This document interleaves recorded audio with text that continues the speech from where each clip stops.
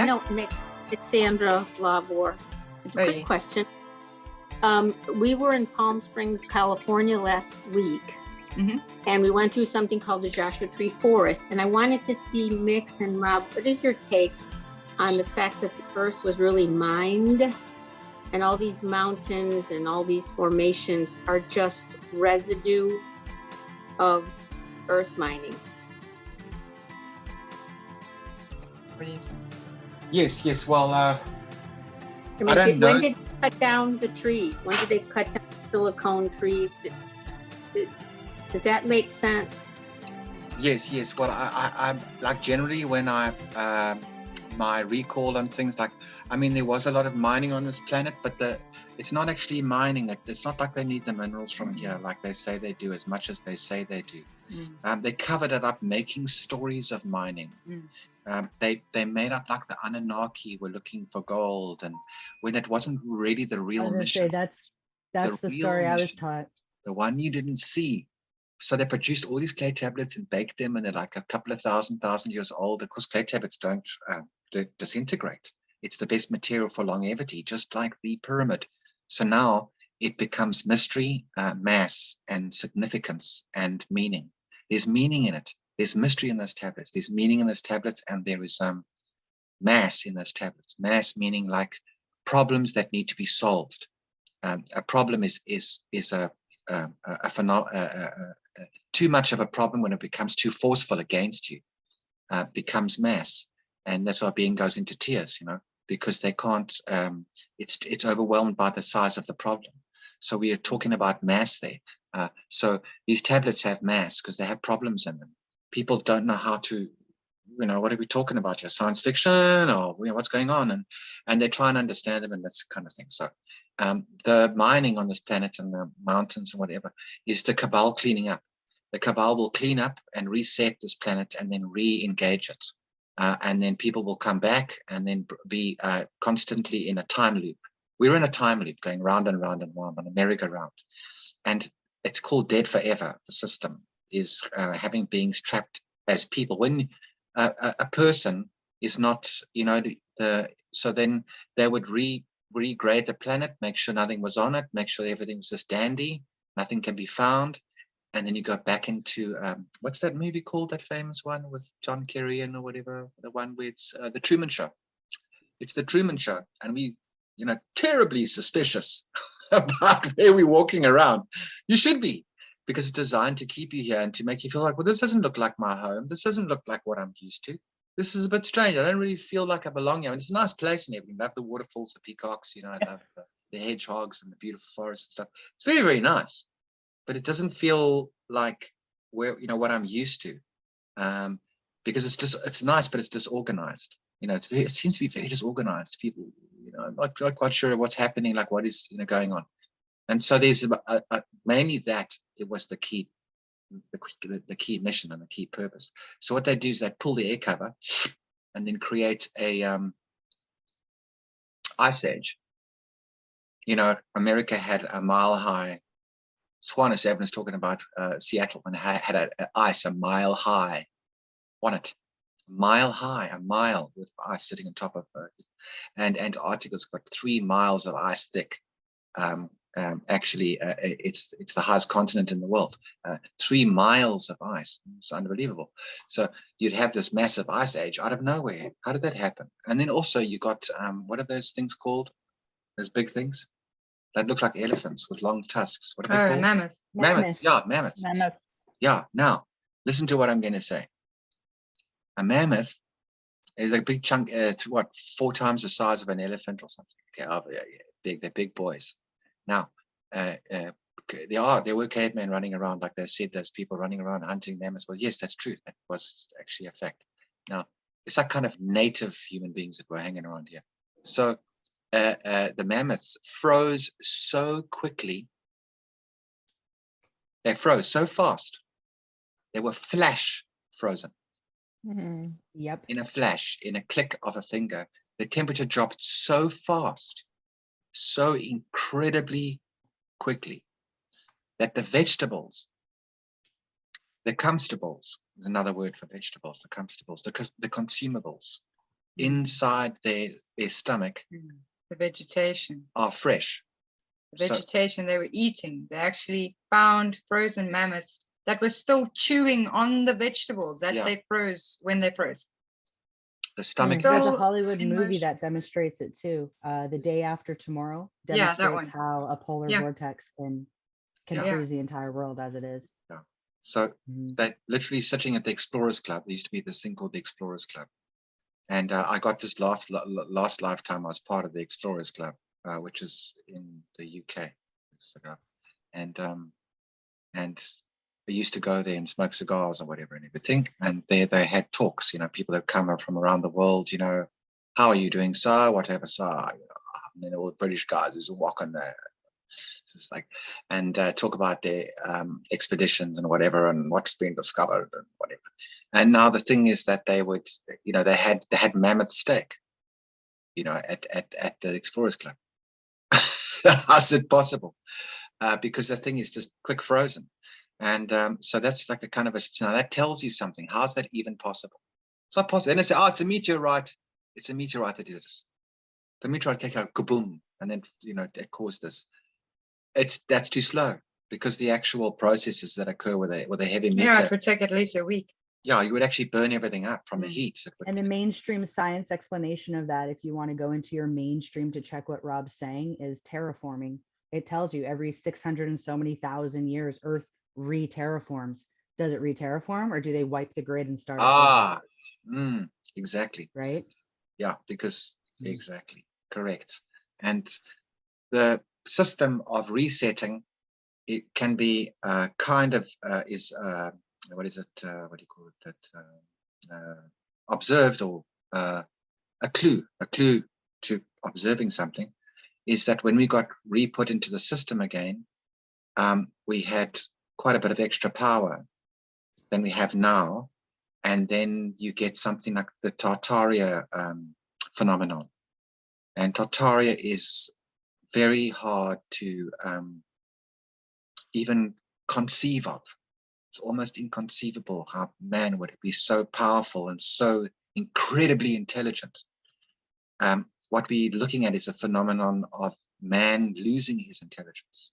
We are less intelligent than the beings that built Tartarian cities and the empire of beauty, of incredible sophistication, way more sophisticated than we are now.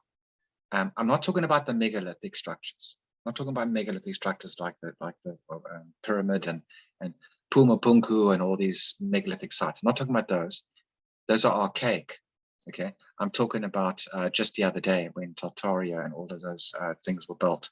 How was it possible that people would even like dream of being able to do something like that? Are you crazy? Why, mad? Like, they understood the science of crystals and stones, right? Like they had computers, but their computers were rocks. Like they could put electricity through crystals to create power, right? Like they understood the energy forces of the environment around them. Yeah, well, there's a phenomenon. That's okay. Like that. Then why are the people that are not on this planet interested in this planet? Maybe I said on one of my explanations that big beings are a commodity, powerful beings are a commodity, right?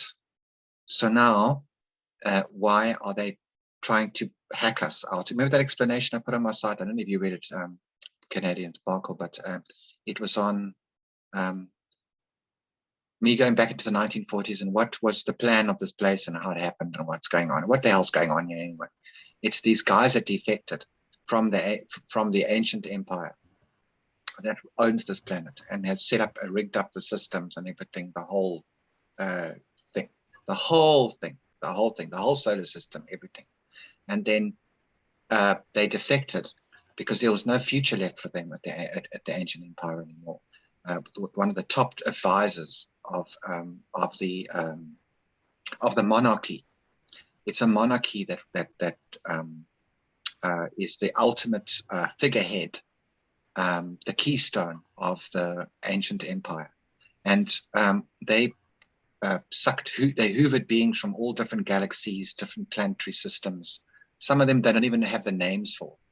So I mean, if somebody says, "Well, I belong to this," it's like, really? Well, where were you 100 million years ago? It's like, oh, I don't know, man. Fucking hell. So what they did, mustn't digress, is oh yes. So the asset on this planet is a theta asset. Okay, you've got powerful big beings here that they need those beings back. Look at David Wynn-Miller, an IQ of 200. I mean, there's some beings that have come to this planet with an IQ of well over 200.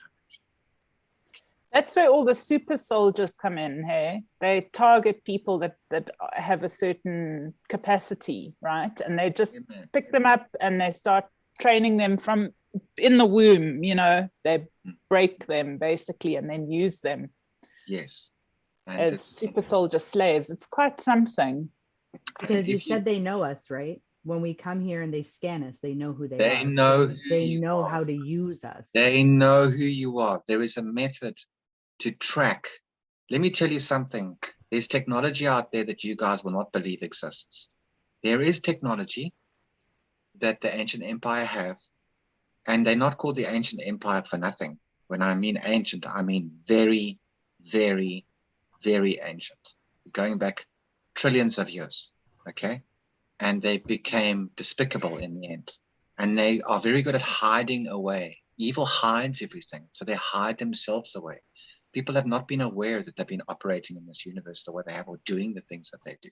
Okay, so you must realize it's very well hidden, because they don't want to be attacked by anyone or challenged by anybody. They're very aggressive, highly aggressive, and very powerful and very big. And of course, because they just trample on people. And there's an old war that, I'm not going to go into stuff further back in the past, but there was a very, very massive war in this part of the universe, call it that way, this slice, this piece of the universe. It was a very large war that went on for a very long time. And the war was lost, and by one side. I'm not going to get involved in that because that's something else. And so now we have the situation where of the Station 33, like what we in, and that's part of the thing. But there's an asset on this planet. They're big beings. Now you can imagine, what if a being got here that had an IQ of, let's say, 350?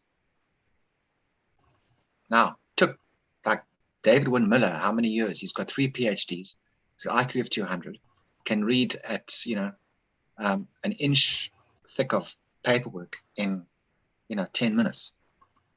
So just think for a moment, like what other beings have come here, gone through the system and hijacked it and worked out, what to do and how to do. So there's stuff on this planet that doesn't exist anywhere, because the game became how to hack this planet. That was the real game. How do we hack these people out of this prison? How do we work out how to get them out? And that's become like a game within itself, especially people who defected from the cabal. So the cabal's not from this planet at all. Obviously they're not. It's obvious. How would they know so much if they were just born down the road and then no, they know that it's Station 33. They know everything because they were connected to the head office. It's the ultimate prison break. Yeah, trying to break everybody out. Yeah, and it's also isn't this connected also to the dragon lines, the dragon beings? And because some of them they're not human beings, are they? They're dragons, some of them, actual dragons. Well, yes, you get, can you imagine this, right? Some beings are part of societies or civilizations that are in that civilization for a long, long, long, long time. Let's just say whatever, you're a Russian, or whatever. Then you die, and then you come back, and you're still a Russian, but you're not necessarily looking like a kind of reptilian plodding around with flippers and whatever, okay? But they've modified you a body genetically enough to make it attractive to a reptilian spiritual being. So the body is modified, and they're attracted to those bodies because that's their, whatever. So they all queue up for that.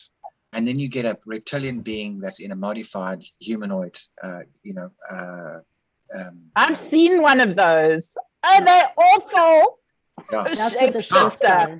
And you That's feel what the very weird disgusting. around them. You feel like Horrible. weird. Is this a normal person? And they smell bad. Bad. Oh, They do, like very acidic. I had Who's this this guy? very weird interaction with this one. It was at the Stones, at Adam's Calendar Stones, you know. Okay. And this kind of reptilian hybrid shapeshifter had tried. They obviously knew that I was coming. They had tracked the fact that I was arriving with a small group, and then I had this very weird interaction with this being, and I could see the human in front, and then I could see the reptilian in like a 4D type thing with a long tail, and it was That's like what those trying little to. slips are. When you see those pictures and videos of the slips of the teeth and the eyes, it's not so much of a transformation, but you're recognizing the energy that's running the body, and you're seeing the physical representation of the spirit. Yeah, I could see both. I could see both. Mm-hmm. You know, I could see the human that it was basically hosted by this human vehicle, but was trying to give me this lesson, you know, you're a child of the sun god and you're this and that, and wow, just and you're right, they do smell bad, like sulfur. Like, ooh, you stink. Yeah, they smell like sulfur. Something like really acidic. I also have something I want to tell you guys. I get very excited when people start to just talk, and I'm sorry if it's been long. I mean, obviously, if any of you want to go, it's not like you're not in the camera, Rob. No. Yeah, he's just writing something on his just pad. writing something down. But I mean, so you get beings that are indoctrinated that are not from here. And the one thing about reptilians is they okay, just try and get this in. Imagine the scenario, because this is the scenario. Is that they are parasites. There's a portion of them that have become parasitic in nature, like an organization of like reptilians that then parasite off the prison network that the ancient empire have. A number of planets like this, right? Not just one, a whole series of them. And the reptilians worked out a parasitic method to do the underground thing, okay, and then have the benefits of being able to have their civilized a society like piggybacking off of the prison without being disturbing the locked up assets of the ancient empire, who nobody sits around with. Otherwise, they blast you into next Sunday. That's what happened to the Atlanteans. They got their asses kicked very, very hard. Yeah. Because it's pretty disgusting. They were setting up camp on the surface. Pretty disgusting. So I just I'd like to ask a question.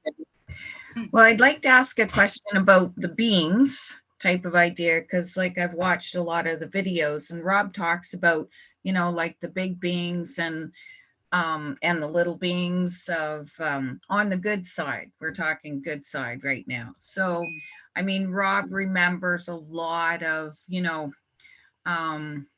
his previous, what he's gone through. What would you suggest for somebody who does not feel any connection, really wants to know what the truth is, but has no, like, I mean, I know within myself, like when Amanda talks about having seen those, I mean, I've had experiences where I've felt in the presence of something and, you know, left immediately myself because I just didn't like the vibe. But what do you tell people who actually are not at that level of knowing where their spot is now and not being, you know, connected to understanding? Well, I'll give you, I have a piece of paper here already prepared for that question. So, with my glasses on. Okay. Well, if you look up the word definition, okay, reason Show is, them the piece of paper. okay, well, here we go. It's all on there, and I've written it down. And so what I'm going to do is just read this to you. Basically, reason is part of ethics, because the state of operation of something in which it's operating, the state of it, has to be altered or changed, right? Like, so now you're going from one level of operation to another level, to a higher level. So we can't get out of the common state of operation in which we were in. You find that some people in a country will put borders around it and defend it and run life and society in a different way on this planet, and kind of like sort of capture a piece of sanity. Like, let's say, for example, Switzerland is a very sane country. Everything's perfect. There's no bubble gum on the street. There's no trash. People just like walk down the street, like listening to church bells ring, and the cows are in the meadow, and everything's just absolutely stunning. And there's no rape or murder. No, or there's no like rape. Like there's no murder. Because why? Why is Switzerland so protected? I'm giving you an example of reason, but I'm just giving you a physical, like where you can find it, like see it. And then because it's protected, because it is the stomping ground for the key point of the port control of planet Earth. So nobody, in short language, nobody fucks with Switzerland. All countries in the world, every country will run to defend Switzerland if it's in trouble in any way, shape, or form. It's never really had a war, ever. It's never, that area of the world has never been engaged in any war in the history of the world over thousands of years. It remains untouched. Now, except for a childish little war, that there was a small skirmish, and they try to make out like it was a war, but it's not true. So like a little conflict that once happened, once, but it wasn't. They were actually ethnically cleansing people out of that area. So a lot of skinheads and people like the Nazi type of guys, 50% of Nazi Germany was Swiss Germans, not Germans, but 50% of the SS was Swiss. Okay, that's the octagon. That's the real powerhouse of planet Earth, and the port control entity, where the what do they call that? The Bank of International Settlements, the people who really decide what the rules are, and then change the rules because someone's in charge, and it ends in this BIS. Change, they like the final say. You can do this, but you can't do that. Well, who says so? They actually make the rules of global banking, whatever. Okay, fine. So you have a look here. So it's still the same Nazis. It's the breakaway civilization. It's the people that are living in a base in Antarctica right now as we speak. People say, oh, the war is over, whatever, Dr. Sculler, all these people, oh, the war's over. Well, yes, in a way, but it still haven't unlocked Antarctica. So we are locked in here by Antarctica and by Area 51. We are locked in here. They've locked us in, and they've got the bolts on the doors, and they won't let us through. They won't let us out. So reason is a person's ability to estimate effort. The measure of how much reason a person has is how good he is at evaluating, at estimating how much effort it takes to do something. It's like a skill. It's reason's like got some skill in it. Yeah, I know that skill. And reason works hand in glove together, like that, like hand in glove with self-determinism. So when if you feel like it's difficult to know things, whatever, and stuff like that, it's because your self-determinism and your education has thwarted you. So if you start getting the correct definitions for words, reason is self-determinism. If you rehabilitate the person's self-determinism, because in my videos I always talk about other determinism, and the cabal is the other determinism that is ruling and governing over you. You are their cargo that's missing at sea. So they tell you what the F to do. They give you these rules. They call Monday and Friday. They set everything up, the calendar, the Gregorian calendar, this, that, all of that nonsense that we hear about all day. It's all their monetary system. All that money is just a method of control. Education. It's nothing else. It's got nothing to do with energy. It's like, money represents energy. The bill is backed by the euro, by the petrodollar. And so this is ancient empire driven, right? Yes, it all comes from the ancient empire. And it's like a system that they just repeat everywhere. Yes, repeat. Absolutely. And the ancient empire looks like New York City. That's what it looks like. If you want to know what it's like New York City. It's massive, it's gargantuan, it's got skyscrapers. They run it. It's very similar to the phenomena of what we have in this planet, as the way that we have gone into modern society, electronic society. We are now an electronic society. The old school, the dial telephones and stuff like that have been done away with. And so Q can only combat, can take on, okay, listen to what I'm going to say now, the cabal, the globalists, using electronics. You can't, you have a last ditch effort. You have one opportunity, one space in time.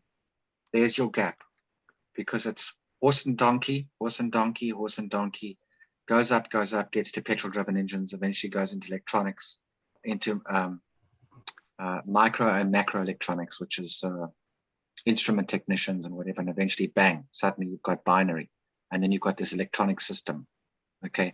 And then you've got surveillance, satellites, laser-guided weapons, and all the stuff that goes along with it, laboratory sciences, whatever.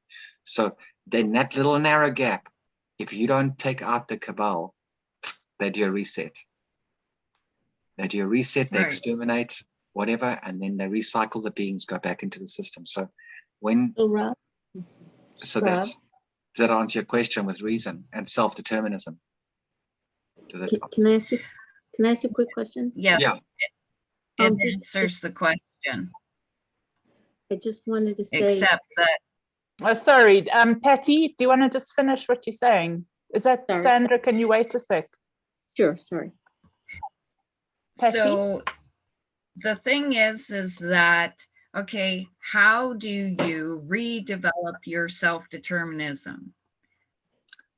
It is done by giving you the education that David Miller's talking about. The first thing we need to learn about is the history of Earth, the role of the history of Earth. Okay. You need to, like what David's talking about, like he's saying, it seems complicated, but it's just because I know it. But as soon as I tell you, you'll understand. And then you'll start understanding, oh, all the kind of stuff that, what is his name, the guy that just died recently, Jordan Maxwell. He was bumping into the stuff that David Wynn Miller's been talking about, sort of recently. He was been bumping into his whole lifetime. He's walking into his libraries and saying, stuff's really weird. Like this planet isn't really what it seems to be. The Vatican isn't who they seem to, this kind of stuff. So you'll be given all of the facts, the factual, hardcore evidence, the truth, the exact time that something happened, the place that something happened, the location in which it occurred, the building, the street, the number, where they were, what they did, what agreement they signed, what treaty they came up with, what agreement they did. And then the form of things are important. Where were people at the time? What occurred at the time? Where were things, like what was the arrangement of the objects, at the time, the exact time it happened, the location it was, the building, the street, whatever, the country, where they were, like in Honolulu, whatever, Hawaii or whatever, and then the actual data, not a conspiracy theory and some weird, stupid guy's crap on the internet about some weird shit. No, then you get that, and that rehabilitates your self-determinism, because what they're doing is you can't be responsible for something, even if you want to be responsible for it. Let's say you really want to be responsible for flying your friends to Germany, okay? And your friend says, I've got an airplane. I've got an airplane. I'm a millionaire. Use mine. Bob, use my plane. You can use my plane. It's fine. I'll put petrol in for you. And you can easily get 50 people in there. No problem. I've got this Gulfstream jet, man. You can just pile in there and we'll fly to Germany tomorrow. But the guy doesn't know how to fly an airplane. See, Bob. But he says, I really want to I'll fly you. I'll like make a plan. I'll read a manual. I'll work it out. It's got autopilot. It's quite clever, this plane. I'm sure it has helped me to fly. So he doesn't get the information, he doesn't get the knowledge of how to fly a plane. He wants to. He really, really, really, really wants to, but he doesn't have it. No one's given it to him. So let's say somebody barred from flight school because he had a tremor in his hand or something. Let's say he was barred from flight school or barred from pilot training because of his eyesight or whatever. So, but the point is that without the knowledge, you can't take responsibility for something. It's not possible. You have to have the kind of data, the information, someone has to show you the facts. Then now you can go, but this is easy. It's not that complicated. So it's just, it seems impossible to get over, but once you get given the correct information, everything, you start brightening up like the sun. You just start beaming because you start realizing, oh shit, like what does the word ability mean? Do people know what the word ability means? But everyone talks about my ability, I have this ability, what is your, and then you go and look up the definition of the word ability, and it's completely wrong. It's totally wrong. It's an explanation that is a load of horseshit. Ability is is just a collection of multiple viewpoints. So the more viewpoints you have, the more abilities you have. So if there's certain people you can't be, if there's certain things you cannot be, like certain people that you reject, oh, I'm not like them. I'll never be like those people. I'll never be like that person or this person. Oh, I don't, or whatever. And you've got a problem, let's say maybe with 90% of the world, and I'm just going to be myself. Then someone has very little ability because there's a lot of things they can't be. In themselves, they can't be that. In themselves, they can't be that. So they can't inherit abilities that come with beingness. It's kind of a technical matter, but when you rehabilitate a being's ability to be anything, to be anyone, and to have the things that go along with be, do, have, being things, doing things, having things, being things, doing things, then it becomes normal. But remember, you're in lockdown. You're in lockdown, and there's machinery installed on this planet that interrupt our wavelengths. So don't feel like a dumb person. There's an enormous amount of effort that's gone into dumbing us down or to just basically oppressing us and keeping down a thick, steel, heavy lid and bolting it down on us. So don't feel it's like keeping us in a state of fragmentation. Yeah. I mean, so the more coherent you get, more information that you get about who you really are, and it all starts to line up, the more experiences will come your way because it's like your being has a coherence to it now. You left yourself breadcrumbs and you follow your own breadcrumbs that you left yourself. Yeah. And I also think, trust what your spirit is bringing you, because at the moment there's so much bullshit basically, out there that you don't want to run down some dirty street alley into some weird thing, right now, because there's this is a swamp still, not cleaned up yet. Yeah. So just be patient and there'll be better experiences on the other side of the cleanup. Well, one of the things too is I've had a couple of bad experiences when I was younger, and so I've always had this this deep-seated thing of keeping myself hidden from evil. I know that kind of sounds ridiculous, but that's what it feels like. So good plan. A good plan. Rob, can I ask you just really quick? So we're in the state of lockdown, and yes, and yet we're told that we're going to win, or God's going to win on this timeline. And my question is, how are we going to do this with apparently we're so limited with our abilities to destroy these overlords of ours. Yes. What is the end game, really? Yeah. What is the end game for humanity is my question. The end game with humanity is that this movement whatever, you know, give it any name you want, is to end the game and to start another game at the same time. So you're using game effects where we no longer have to be responsible, okay? Because responsibility is being used to discipline us, like going to get a degree, studying, being part of this whole very serious. So we no longer have to be responsible. We no longer have to be responsible for something.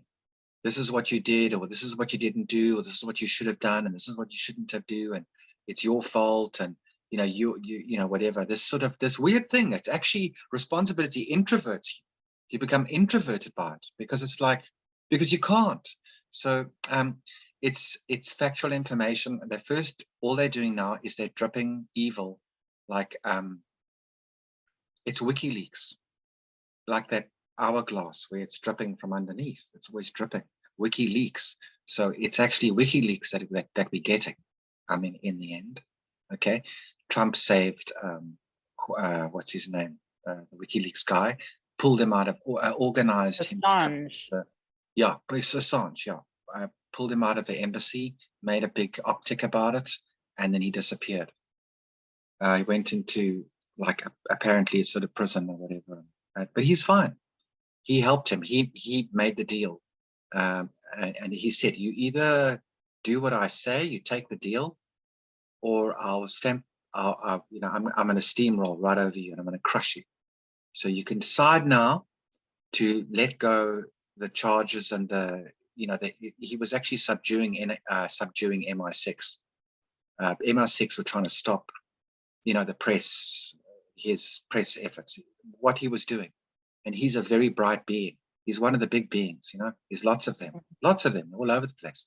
So where was I? I kind of get a little bit off track, but what I was talking about.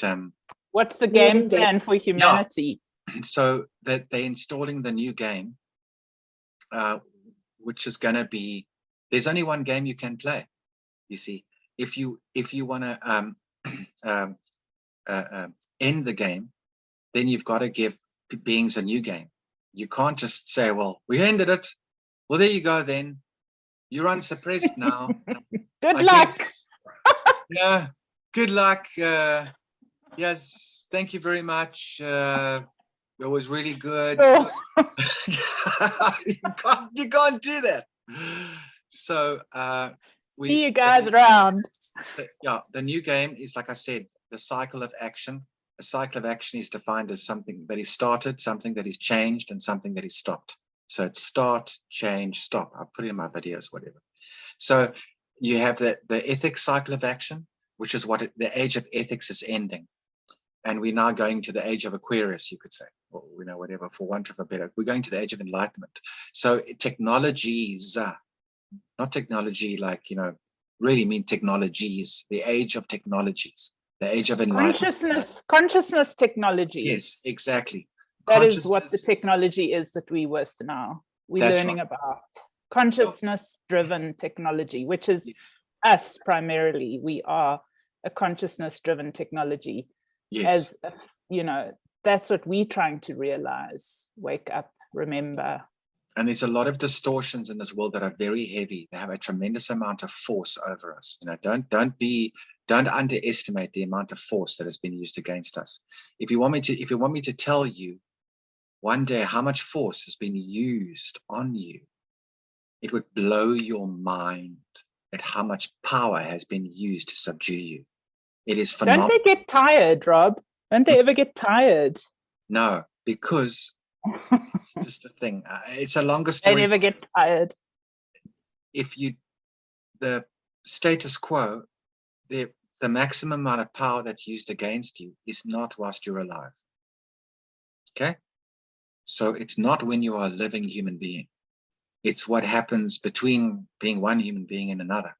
That's when they really use tremendous amount of power to give you new goals and new purposes and new ideas. The ancient empire are very powerful. They're very clever. They're very, very high tech.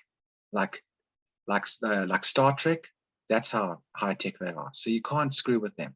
They're very dangerous and very powerful. And they've got technology that runs over hundreds of millions of years. So don't underestimate them. They're way ahead of our little Donkey Kong, you know, like ice cream licking, pram pushing, lawn mowing planet. You know what I'm saying? Because they put us in the past. That's what I'm saying, man. It's like, what are you doing today? So you don't die and like give them the finger, you know what I mean? Or what? No, you say, no, but what do? I mean, okay. you bypass your light review. You say, fuck you. I'm going beyond the light. Yes. They're like, no, the light's all that exists. It's only the rainbow, remember? Yeah.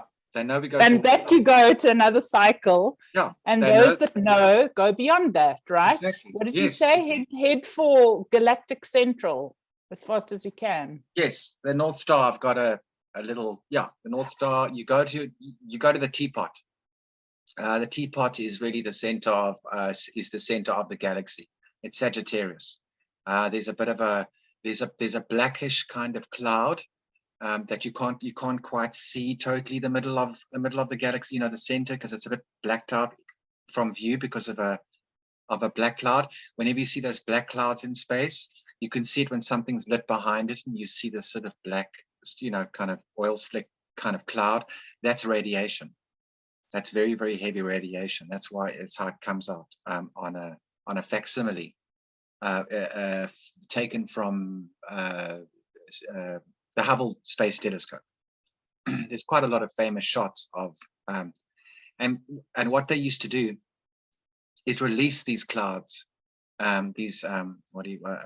radiation clouds from the center of the galaxy. There was a way that they worked out how to do it, and the cloud would kind of drift slowly through the galaxy and end up like going through some solar system and like wiping out half the life of it. You know, people are like, what the hell is this? Where does this come from? You know, they've done all sorts of weird technologies to do certain things, very sophisticated. So, but we were talking about. So you head after death for the teapot. Oh yes, right? You head. The teapot is exactly where the center. And you bypass the light review. Yeah, you just Google the teapot on, and you'll see it's got a little like pouring handle and a kind of a V-shaped neck. Looks a little bit like a Japanese kettle. You know, it's sort of pretty much like a kettle with a little lid and everything. And then that is exactly where the center of the. You go there and you'll be fine, because what they've done is they've captured back. The Cabal are an invader force.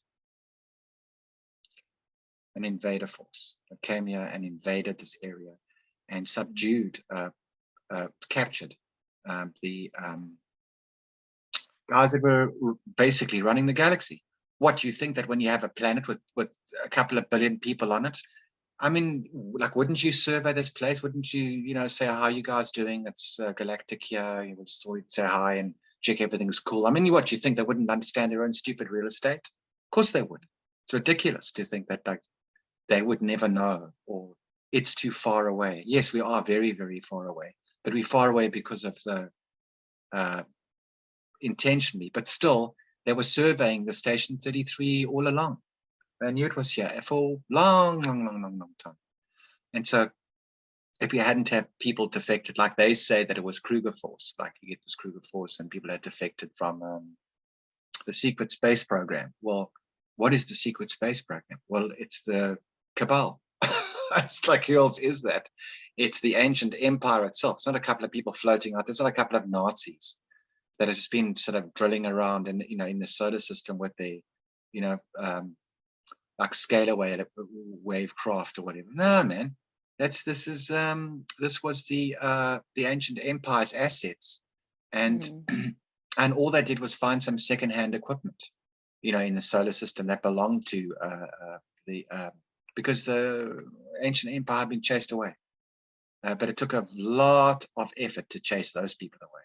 That it was a conflict of long duration has occurred in the solar system and in this galaxy to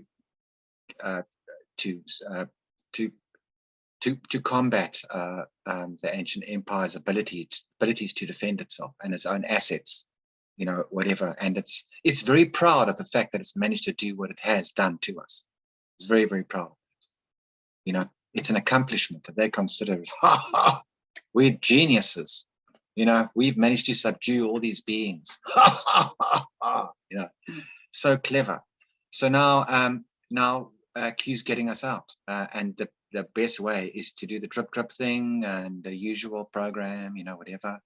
And so now there is the what's left is the planet is up for grabs. The planet is up for grabs. So there's certain people that are classified as trespassers. Look what David Wynn Miller was saying. He's talking about, you know, intergalactic expeditionary force. The people in the center of the galaxy did not free this planet.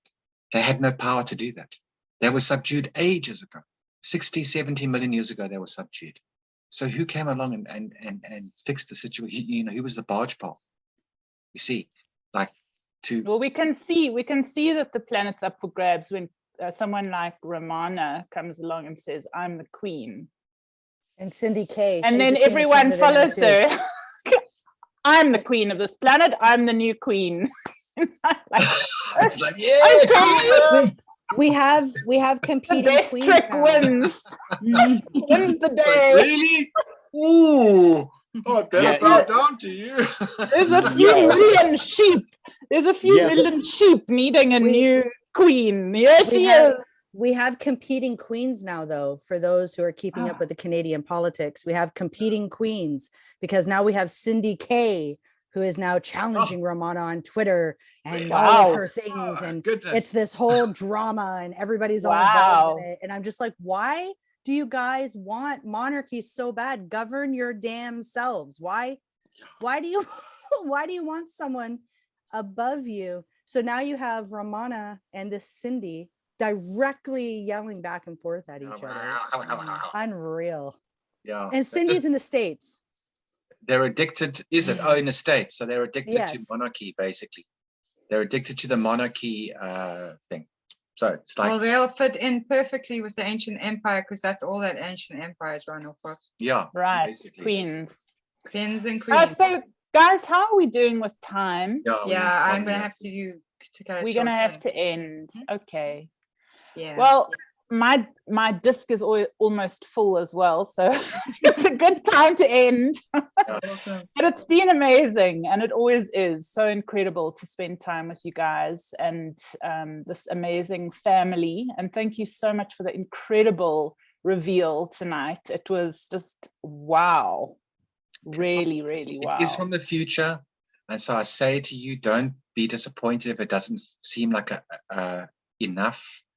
But as time goes by this year, next year, it's going to become more. It's going to become more and more significant. So I'm giving you something from where we headed to, because I've kind of got an advantage of knowing what the future holds, if you know what I mean, a little bit, not a huge amount. I'm not some massive psychic crazy person, but just what's on the trust the plan. Well, we haven't got a piece of paper that tells us what the plan is specifically, but it's to reorientate. The mission of Q is to reorientate beings as the spiritual universe by taking the pressure off of them, let the steam come out of the top of this, of the pressure cooker. Have them cool, throw a bucket of ice water over your head because you've been suffering. We've been suffering, and we are suffering a bit, but that's okay because we know why we know why we're suffering because it's fine, it's normal, and then also protect my research. Like if you guys, I'm more than happy for you to use it. Anyone can use it and tell people about it as long as you just let me know. Like I got this from Rob Mercury, and if I'm on let them know where you got it from. If I'm on your channel, because with what Q is the same value as something else. It is the value of it. It's identical in value. It's just that it's and then if I'm on, because some people don't give credit to people, they just sort of hoover up stuff. I mean, I had somebody the other day that was repeating my stuff about dictionaries and definitions of words, and the guy never ever mentioned it ever. And then 2 days later, he was saying blah, blah, blah, whatever. But we'll do some definitions and some words and some more mechanics, because now we're going to get involved in mechanics. Yay. So I'm now going to say, now you know this and this and this. So let me show you something. Let me show you how human consciousness or how consciousness works, like the matrix of consciousness. Some of it will be technical, but I'm going to try and keep it very hands-on, very, hands-on grounding, not something like up there in the clouds or anything, because it's not necessary. Yeah, cool. So that's just me. Beautiful. Well, thank you so much, everybody. And thank you so much, Rob and Mix, for your amazing Easter 17 special Q reveal. So it's been amazing. I want to say thanks, Amanda, just for everything you've done tonight. Yes. I wouldn't have been Pleasure. What a pleasure. Really it's always awesome. a pleasure. God, what a privilege. Seriously. Bye. Happy Easter. Happy Easter. Love you guys. Bye. Thank you. Bye. Thank you for so coming. Thank you, Rob and Mix, and thank you, Amanda. Really appreciate Thank you. Okay. Thanks, guys. That was awesome. Love you, Anton. you guys too. Okay. Thanks. Bye. Bye. Bye. Coming, Bridget.